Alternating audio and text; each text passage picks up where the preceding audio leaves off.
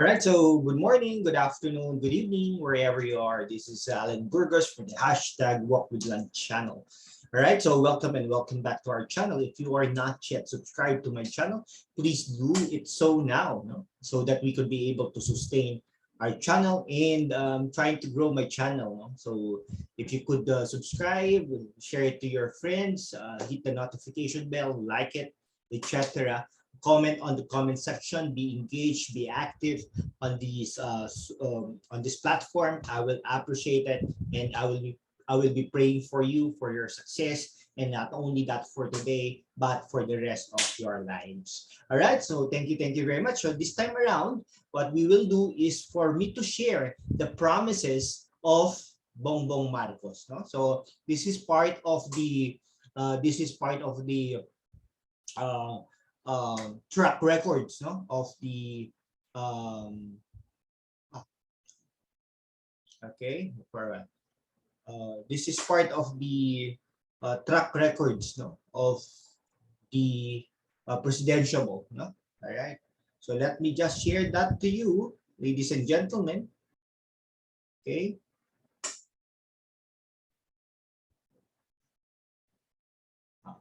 Advance files. All right, basic. How come?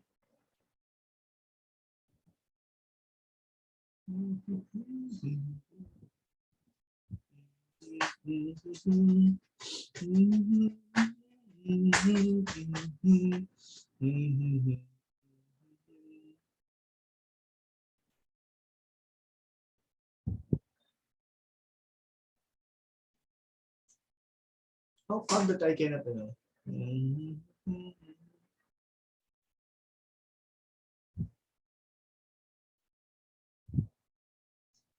What?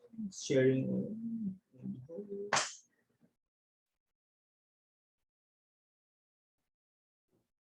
Sige, anyway, I will be sharing my screen, para ano tayo. Share. Okay. All right, so let me share this one. Okay. So this is based on the article or a report from the Inquirer, the major broadsheet of the Philippines, All right. So I copied that one. And here on my docs, Okay. So daming promises, That's why it's very important for us to um analyze, the promises of each presidential, not only BBM, but for this time around, let's focus on BBM first, or Bongbong Marcos. All right. Now, the first thing that he mentioned is for him to continue PRRD, or President Duterte's controversial drug war, yung mga tokhang-tokhang, But in this time around, he will be focusing on the prevention aspect, So before it happens, he will be having this intervention already, So for example, maybe sports is good for the youth, or instead of taking drugs, maybe you could help your parents be entrepreneur, or enter into the military, or you could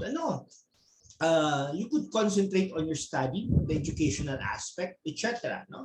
So yon, and then of course after effect, he will be concentrating also before, during, and after, So what does it mean by after? Meaning to say, kung nangyari na, naging drug addict na, pero gusto magbago ng pamilya, gusto magbago ng tao mismo, what do you need to do? Put that person into the rehabilitation. But most likely, may kakilala akong ganyan, naging addict, nagbago, naging addict, nagbago, naging addict, etc. They spent lots of millions of pesos just to cure that sickness, kumbaga, try to cure that addiction, but at the end of the day, wala pa rin talaga nangyari. Okay, now Second is set aside the 2016 arbitral ruling and pursue a bilateral deal with China. Meaning to say, bilateral meaning dalawa lang yung bansang mag-uusap, China and the Philippines. Walang iba, no? Sila yung mag-uusap, no? Kasi in fact and in truth, malakas po ang China, no? Hindi po talaga tayo mananalo in terms of war, no? Now, baka sabihin ng iba, pwede naman we could be able to involve other countries for that matter, no? Pero what's the point, no? If we will be involving other countries for that matter. Wala din, di ba? I don't know, no? Pero this is his promise, okay? Now, yan. It will not involve US for this matter. Yan. Kaya lang, no? Pero ano din, no? Yung iba involved din naman kasi this is not parang this is a passage water, no? Ayan, something like that. Now, ito talaga dito makikita mo talaga na that BBM is a supporter of PRRD, no? Not because tingnan niyo, no, kasama niya pa si Inday Sara, no? Pero for the longest time, no, after the death of Miriam's Defensor Santiago, he supported the government already. Okay? Now, the next one is continues Duterte's build program, no? Upgrade aging seaports. So he will be concentrating on the seaports. Bakit seaports? Kasi po he came from Ilocos Norte, no? He came from Ilocos Norte and ano po, alam niya po yan, no? When he was a governor, vice governor, congressman, senator, alam niya po yan, no? And then in Leyte also, no? So alam niya po yan. Alam niya po ang sinasabi niya. Now, airports, di ba? Ang father niya, no? Talaga nang pinaganda po yung Manila International Airport na ngayon ay Ninoy Aquino International Airport. Pinalitan po yan during the time of during the time of ang pangalan nito Cory Aquino, no? Cory Aquino. Yan. Okay? Ayun po ha. Talagang alam niyo po ba? Ito side note lang ha. Side note lang. Pero karapatan naman po nila, no? Pumunta po si Sara Duterte sa Bicol, syempre, sa Nabua. May mga ano lang po. Kaya po ha.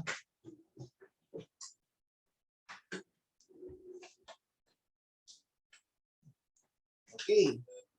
Yan, may ano po, pumunta po si Sara Duterte sa Bicol, may mga naglinya po doon. Kung konti lang naman, no? Sasabihin nila na Bicol is ang tawag dito is a Lenny country. No? Wala naman po ano doon, di ba? Ang inaano natin is mananalo naman po talaga si Leni Robredo sa Bicol region, pero hindi po talaga 100% na Bicol region will vote for Leni Robredo. Tandaan niyo po yan, no? So, ito po swerte na po kung si BBM po ay at least 50%, no? Sa Bicol region, no? Ibig sabihin, from 20% to 50% will vote for BBM in Bicol region. Ayun. So pinakamababa siguro 20%. Pero kung maka 20% si BBM, it's a bonus. Because in the entire country, the majority of the Filipino people will vote for Bongbong Marcos. Okay?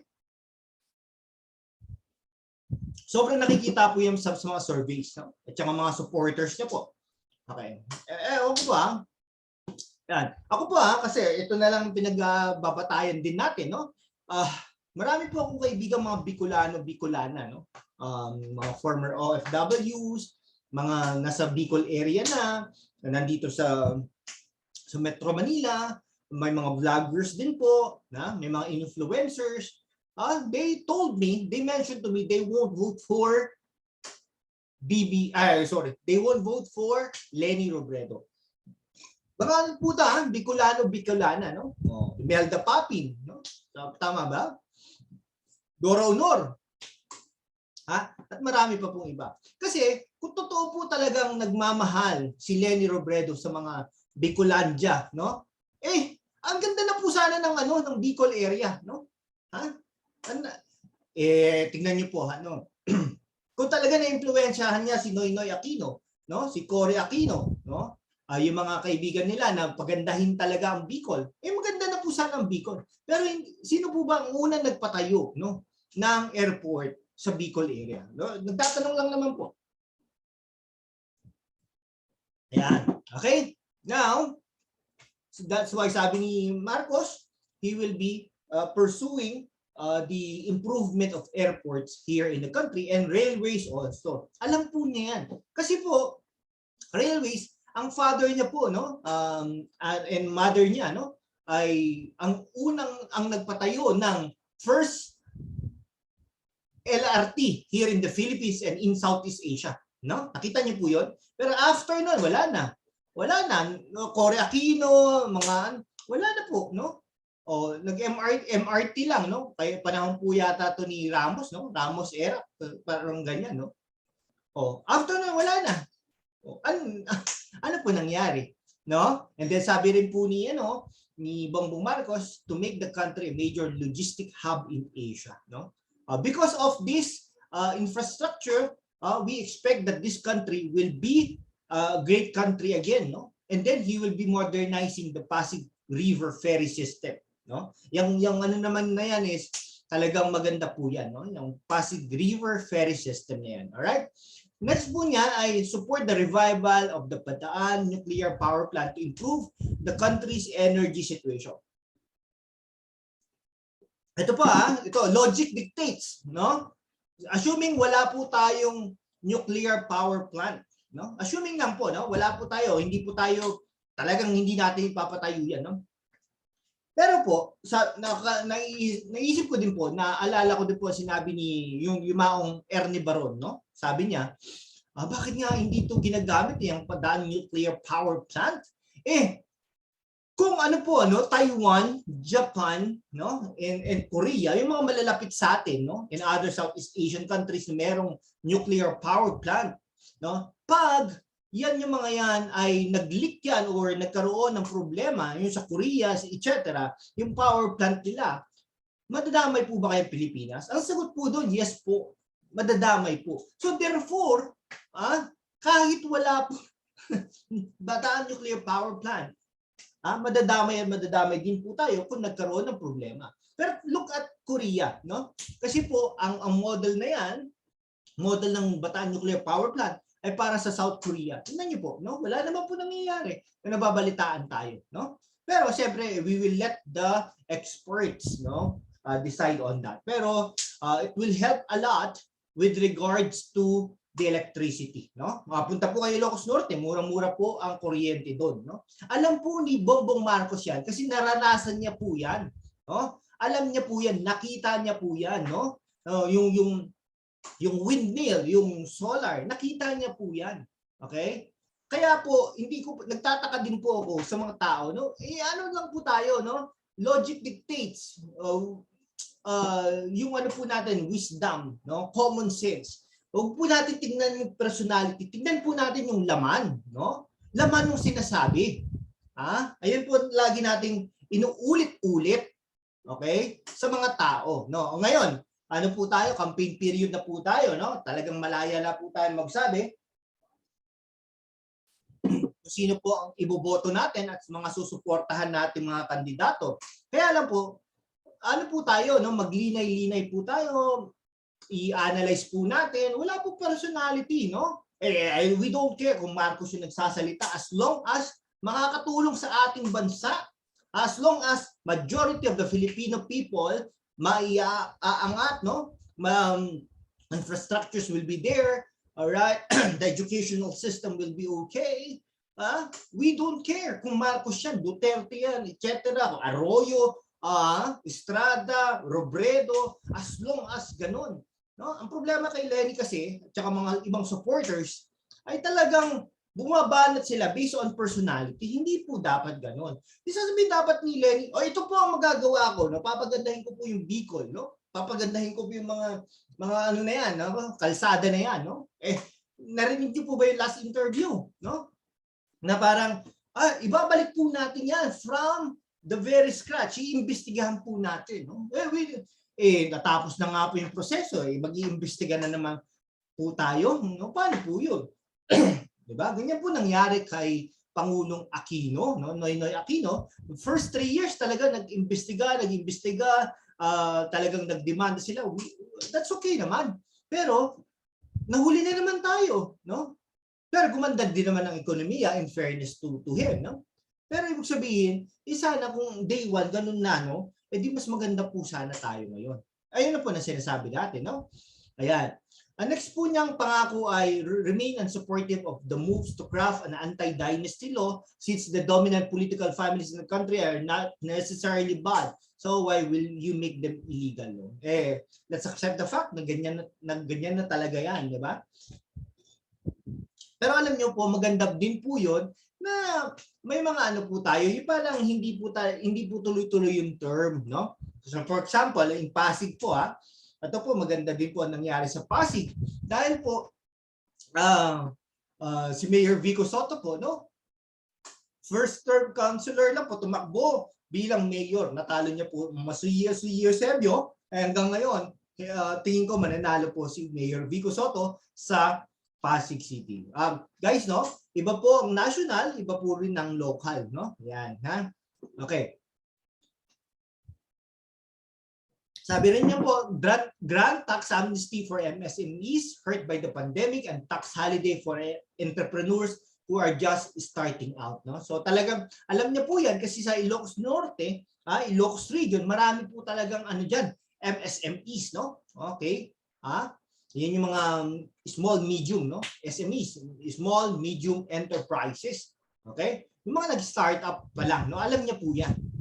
Okay. Now, sabi niya, increase the budget for healthcare and medical research. Sabi, alam niyo po, si Bongbong Marcos po ay talagang research-oriented person, technology-oriented person. Yan po ang sinasabi niya lagi. Kung ano po, analyze niyo po yun, no? Talagang, sabi niya, dagdagan po natin ang research budget ng bawat ahensya ng gobyerno. Ayun po ang sinasabi niya. Ako po, sa academic sector, talaga po nag-aano kami ng research, promote po kami ng mga research oriented individuals, no? Research to the students, research to the faculty members, no? Okay? And then sabi niya, i-strengthen din daw niya yung Research Institute for Tropical Medicine and the University of the Philippines National Institute of Molecular Biology and Biotechnology. Meaning to say, bakit niya po alam yan? Kasi po, pinote up po ito ng kanyang ama. Nakita niya po iyan. Ayan po ang katotohanan dyan. No? Kaya po talaga wala pong pagtumpik-tumpik na suportahan na po natin si Bongbong Marcos. No? Ito po ang next niya. No? Publicly disclose his medical records if elected president. Nasa Constitution naman po yan. Pero nasa i-disclose niya po kung ano pong meron siya, yung mga medical records niya po. Pero abangan po natin, no? Allow mining operations in order to raise revenue and revive the economy, but worry about permitting open pit mining due to the difficulty of controlling the pollution it causes. So, meaning to say, guys, he will allow this not for anything else but to increase the revenue that we can gather, no, based on this, no? Bakit po? Dahil pwede nating i-fund niya sa education, sa transportation, sa infrastructure, sa colleges, yung mga free tuition fees na yan, etc. No? Ang sanang maano rin natin is yung insurance, no? Insurance, ako po ay financial advisor din po, yan po sana ang marinig din natin sa mga kandidato, yung mga insurances ng bawat Pilipino.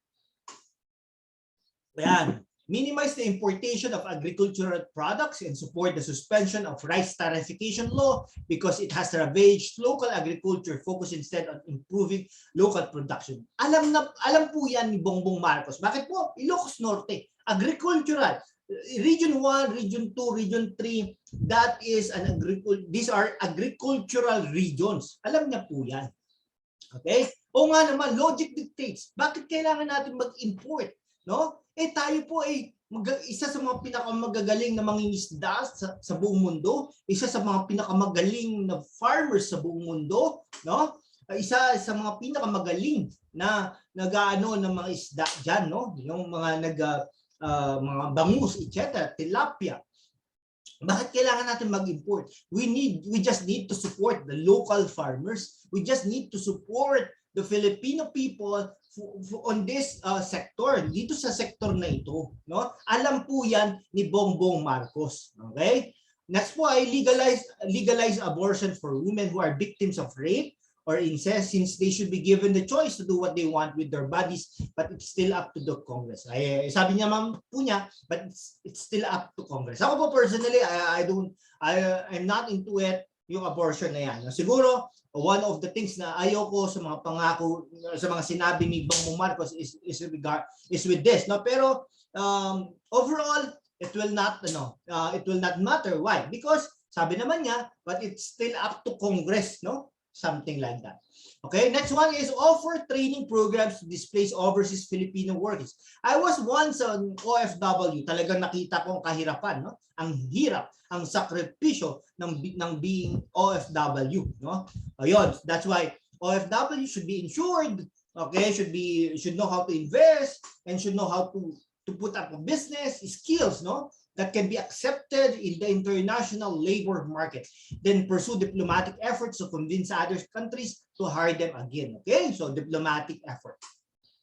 Next one, revive the BLIS. Ay, yung BLIS po, maganda po yan. Ito po ay isang proyekto ng Marcos government in the past. Ang dami po niya, no? Here in Quezon City, near SM City North, Project 4. Marami po yung BLIS na yan sa UP, sa iba't ibang mga probinsya. Kompleto po yan, no? Talagang bago po pa po nagpatayo si Isko Moreno, si Mayor Isko Moreno, ng mga ganyan, ay ito na po ang project ni Marcos administration in the past, no? Di ba? Problema nga po yan. Talagang napabayaan yan, no? Diyan sa Quezon City, no? Diyan sa near Anonas area, napabayaan po yung mga yan. Nakakalungkot. Because the land is limited, this is better than horizontal house and lot developments, no? So ganyan po yan. Dapat mabuhay ka, Bongbong Marcos, with regards to that promise, no? Sabi niya, by the court rulings on the Marcos family's ill-gotten wealth cases, strengthen the anti-graft role of the PCGG. No, may mga kaibigan po tayo dyan sa PCGG, no? Ito po ay isang magandang balita po para sa inyo. Sabi niya po ay hindi niya i-abolish, i-strengthen pa nga niya yung anti-graft role of the PCGG. Huwag na po tayo mag-concentrate in the past. Kung nasa korte na po yung mga yan, di ba? Parang ganyan. Which is tasked to handle the recovery of ill-gotten wealth accumulated by the late dictator Ferdinand Marcos. Remember, ang nagsulat po nito ay inquirer. That's why may mga salitang dictator, no? His immediate family, relatives, and close associates as he's been conducting many investigations. Ilang dekada na po yan. Bakit hindi pa rin po natatapos? Yun lang po ang tanong ko, no? Okay, talk with big corporations about the labor issue known as ENDO. Yan. So, ang tingin ko po dyan, mag-uusap po talaga si BBM at saka yung mga kumpanya para yung sa ENDO natin, no? Okay, ask the companies to change their system so some workers may become regular employees entitled to benefits. Alam niyo po, ang kahalagahan po talaga ng being regular or not only for the security of tenure but for the benefits. That's now I realize. Okay, kasi in the past parang ang hirap, gusto ko malaya ako, something like that. Pero that is not the case right now, no? You should have multiple sources of income, and not only that, you should have an income with benefits, etc. No?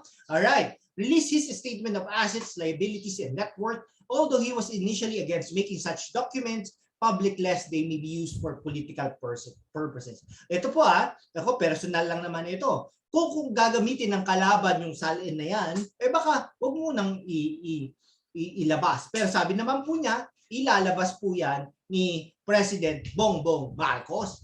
Okay, next. Appoint officials with no history of involvement in corruption. Strengthen the system of checks and balances to minimize fraud. Let the law take its course if any member of his cabinet is shown to be involved in corruption. Alright? Something like that. Okay? So, hindi niya po talaga pababayaan yan, no? Okay? So, stop share ko na po yan. Okay? Maraming salamat po sa inyo. Medyo magulo po ang hearing natin. Yan, magmi-meeting pa po tayo, no? Maraming salamat po mga kaibigan ko. Okay? Itong video na ito ay personal. Wala pong kinalaman ang aking mga kumpanya na pinapasukan, no? Bilang financial advisor, bilang professor, wala po silang kinalaman. Personal lang po ito, no? Yan po ay pangako ni Bongbong Marcos sa atin, no? So nasa sa at the end of the day, personal po ang pagpili po natin ng Pangulo. Nasa sa atin po yun. It's not a matter of being an Ilocano, being a Bicolano. Hindi po ganon. Bilang Pilipino, kung ano po ang nakararapat sa Pilipino. No? Tamang-tama po ang panawagan ni Bongbong Marcos na magkaisa na po tayo.